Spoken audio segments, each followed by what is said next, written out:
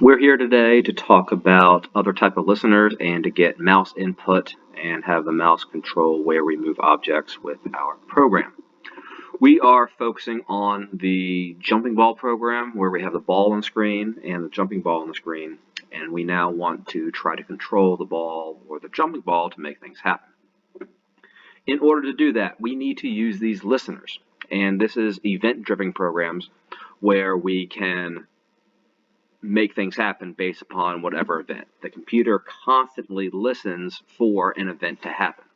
The first one we dealt with was what's highlighted here, this timer listener. When I created a timer, we then had to write a class to discuss what this timer did. So what's the action that our timer was doing when it updated every 5 milliseconds in this case. For us, we made the ball move, we checked for collision, we made the ball jump, and do lots of different things. We want the same thing to happen, but now we want it to occur whenever I click on the mouse or do something with the mouse. We want to have another type of event go. So we need to have a different type of listener for this. And since I'm going to use the mouse, I am going to add a mouse listener to my program. And with the mouse listener, just like with this timer when we created, we needed to create this new private inner class that we did on line 55. We need to do the same thing here. We need to create a new private inner class for our mouse listener. And I'm just going to call it mouse to make it clean and simple and easy to look at.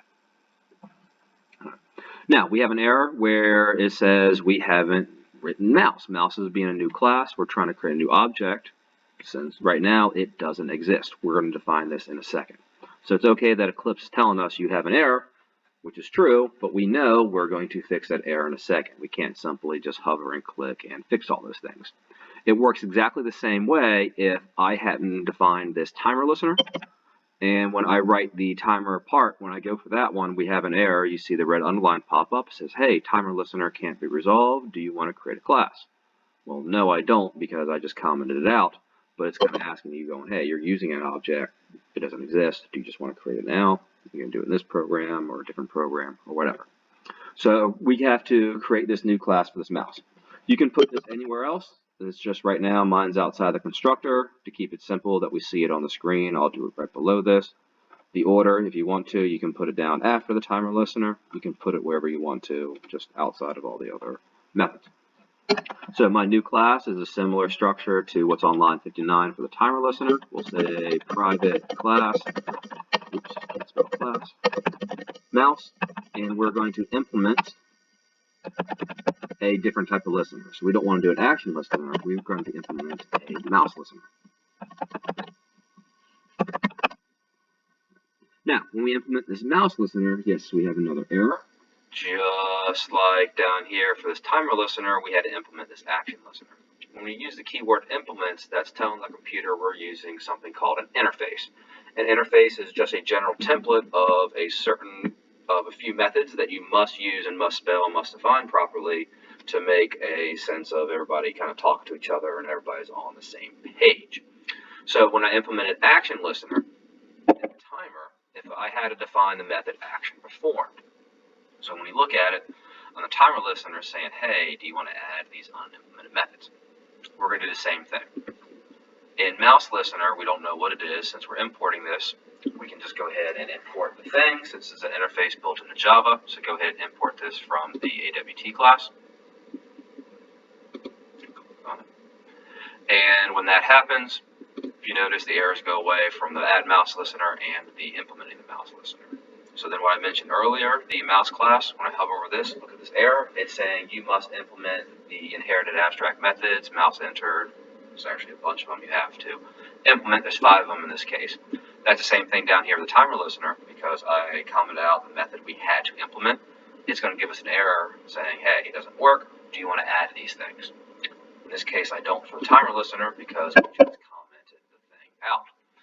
We're going to do the same thing for the mouse. Since there are 5 methods, right now it's not worth memorizing what they are. Since we're using them for the first time, Eclipse will auto-complete these things for us. So we hover over the mouse, and then we click on Add Unimplemented Methods, and then these things are automatically added for us. There are 5 methods in these mouse listener class that we can define. Luckily, all these things are void methods, so we don't have to write code for all these. We can just leave it blank, and we just don't care about events.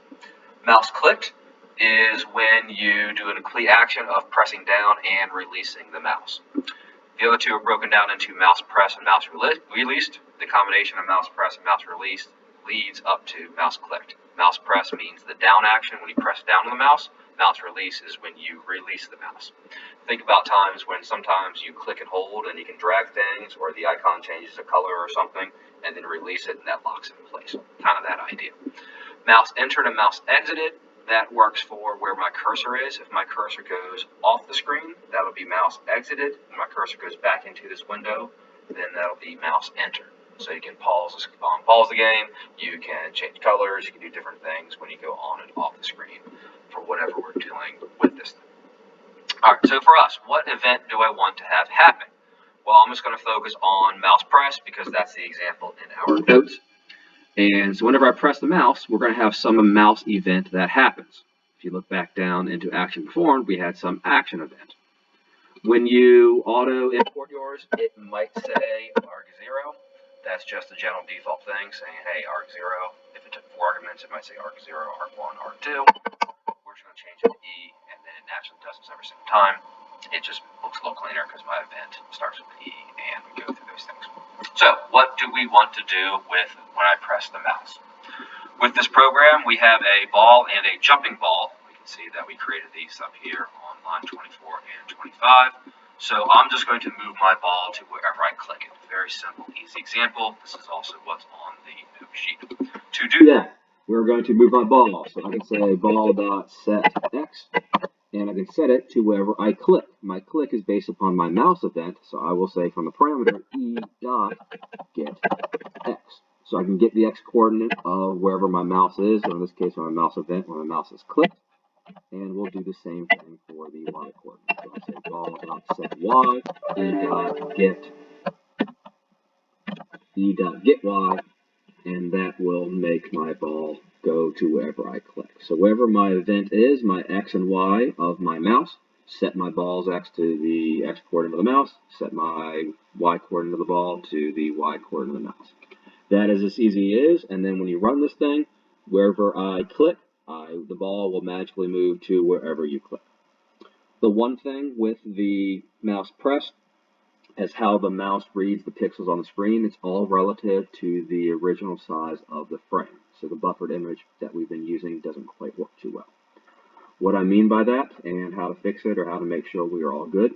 In the main method, make sure your frame.setSize, you are using the actual width and height of your buffered image. Be consistent with that. We have this constants width and height we declare at the top of the screen. And then there's some little buffering of where the frame and the window kind of starts and pixels around it. So to make life a little bit easier, just add 18 to the width, add 47 to the height. That allows the frame, the border around the frame on the window that appears, and you should be okay, or it should be pretty darn accurate for you. The width and the height, that goes back up here to the beginning where you declare the constants. So my example here, I have a screen that's 1200 by 800. Make sure those constants are the same thing in the main, which is also the same as the width and the height in my buffered image. Just stay consistent. So width and height, whatever declared, width and height in the buffered image, you should be good for that. And make sure now we use the same width and height in the set size. And wherever you click should be exactly or pretty close to where you want the things to actually go. Run your program, and now you just see how it works. You can add anything. You can have a whole multiple of statements for mouse press when you're going left clicking and right clicking. You can have the game pause when you enter and exit the screen. Mouse release, you change different colors when you put something down and release it. Lots of different ideas. And there are different types of listeners. So the other listener, for those who are advanced, you can do things like, say you want the wheel to scroll and do different things. So back up top in the constructor, you can just say add mouse wheel listener. Make a new object, so I can say new mouse wheel. And then follow the same logic that we did with the creating the mouse. You would have to create a new class. You have to implement mouse wheel listener. I have lots of links on our calendar for the API for those, but you can have different things happening. So have a little fun, change things up, be creative, see what you can do.